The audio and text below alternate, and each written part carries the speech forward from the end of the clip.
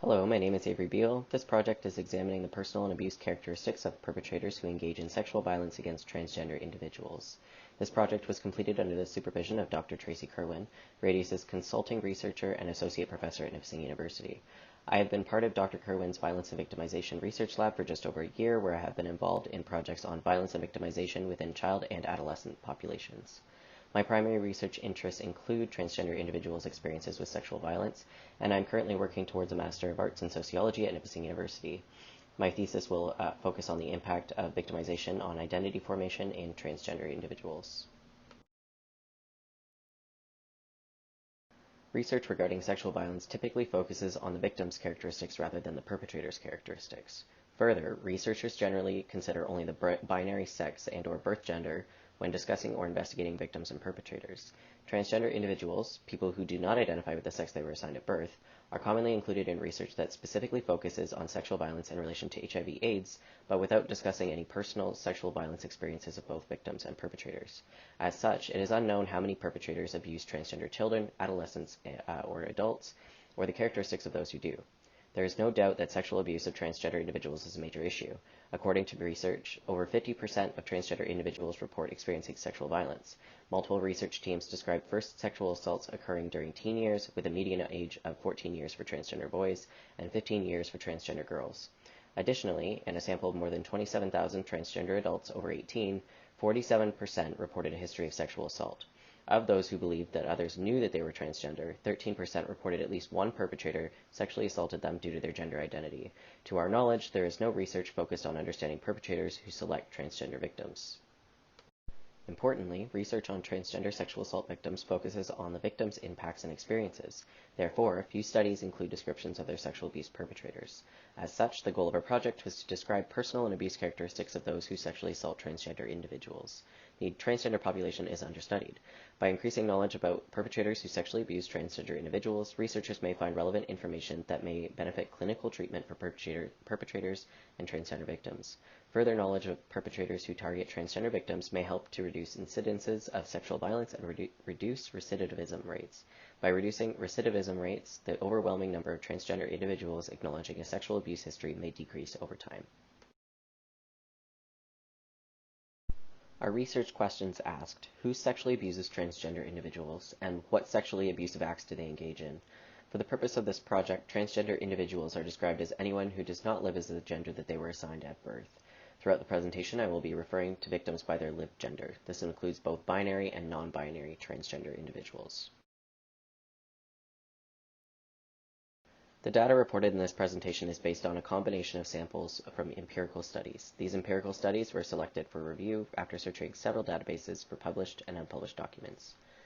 To be included, the study must have at least one transgender participant, as well as sexual assault information and/or perpetrator characteristics, including but not limited to their gender and age. From the preliminary search, the combined sample size was 213 transgender individuals from 4 empirical studies.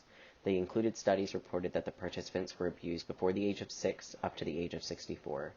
Prior to presenting our results, I will provide a couple of examples of the method and results from studies from which participants were obtained for the combined sample that we investigated.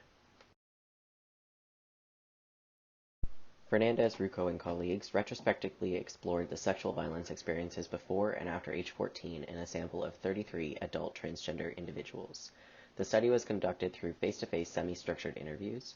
The researchers defined child sexual abuse as any unwanted or non-consensual sexual experience before the age of 14. Any unwanted or non-consensual sexual experience after the age of 14 was defined as sexual assault in adolescence or adulthood. Of the sample of 33 individuals, 8 were men and 25 were women. All of the men experienced child sexual abuse, and 25% experienced sexual violence after the age of 14. 84% of the women experienced child sexual abuse, and 32% experienced sexual violence after the age of 14.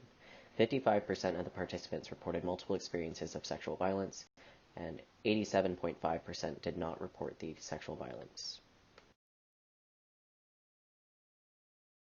Caballo, Dieguez, and colleagues explored the prevalence of child sexual abuse experiences in a sample of 82 women. The purpose of the study was to analyze the relationship between sexual experiences during childhood with the sexual risk behaviors in adulthood. Researchers gathered data through a combination of face-to-face interviews and audio computer-assisted self-interviews.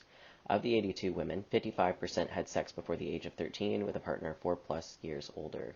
Considering the age of the sexual contact as well as the age gap, all sexual experiences are considered to be sexual abuse within this context. Of the 45 sexually abused women, 42% reported that they were physically or emotionally hurt by the sexual contact.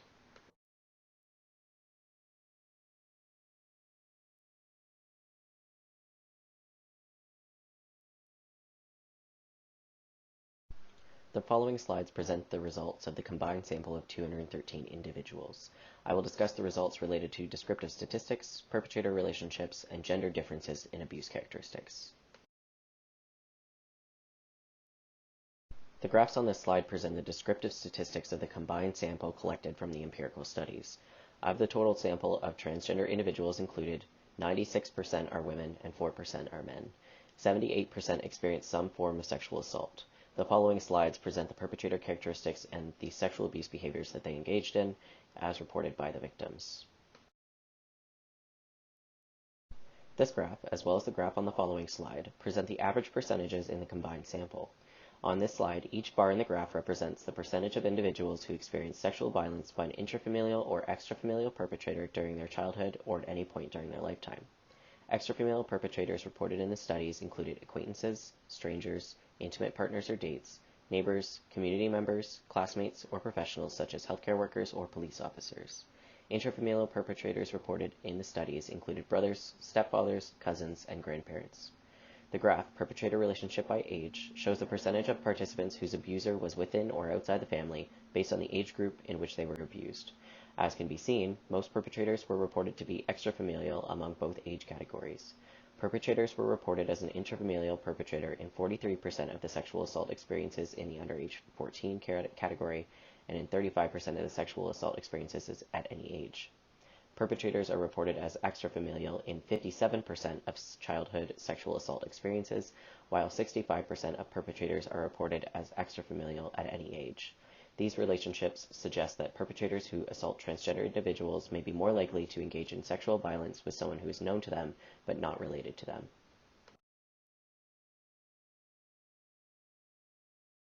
This graph presents the average percentage of men and women whose perpetrator engaged in specific abuse characteristics.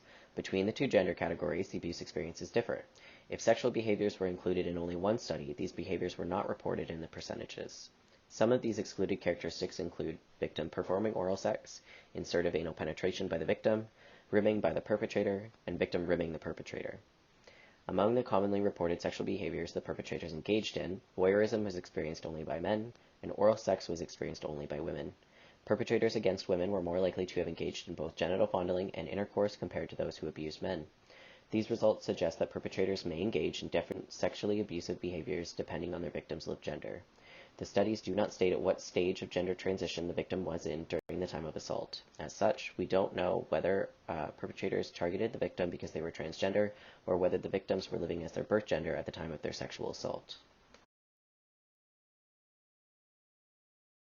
To summarize the results, we can see that most perpetrators knew their victim but were not related to them, regardless of the victim's age, and some sexually abusive acts that perpetrators engage in seem to be related to the victim's gender. The results suggest gender-specific abuse characteristics. Although women make up the vast majority of the sample, the abuse engaged in by perpetrators suggests gender dissociations. Similar to many studies of sexual assault against cisgender victims, most perpetrators knew their transgender victims. The studies do not state at what stage of gender transition the victim was in during the time they were assaulted. As such, we do not know whether the perpetrators targeted their victims because they were transgender or based on their birth gender. The distinction of whether the victims were living as their birth gender at the time of their sexual assault is an important topic for future research.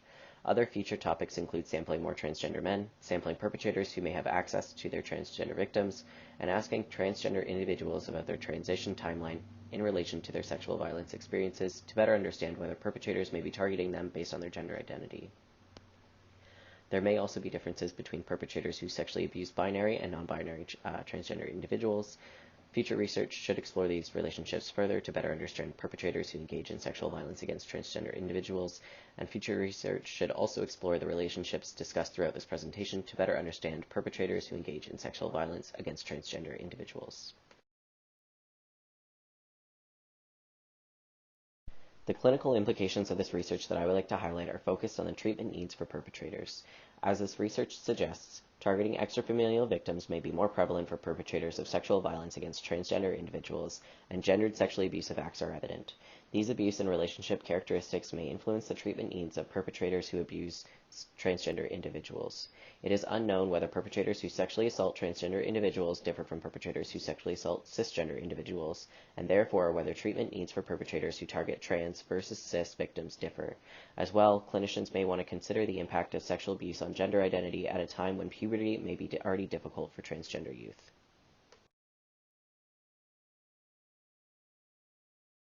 One of the primary limitations of the study is the perspective differences of the victim compared to the perpetrator. As there is no current literature investigating perpetrators' acts, this research relied on the victims' descriptions of their victimization to attempt to understand perpetrators' characteristics. For example, we do not know whether the perpetrators sought out the transgender individuals specifically due to their gender identity, or if their gender identity was even known to the perpetrator at the time of assault, especially considering the experiences of child sexual assault in the sample. Similarly, the age categories reported in the studies differ widely. This provided difficulties in comparing the samples due to inconsistent categorization. Transgender women comprise the majority of the project sample. This is due to the data collection methodologies used in the studies. Specifically, a few of the studies did not include transgender men by choice.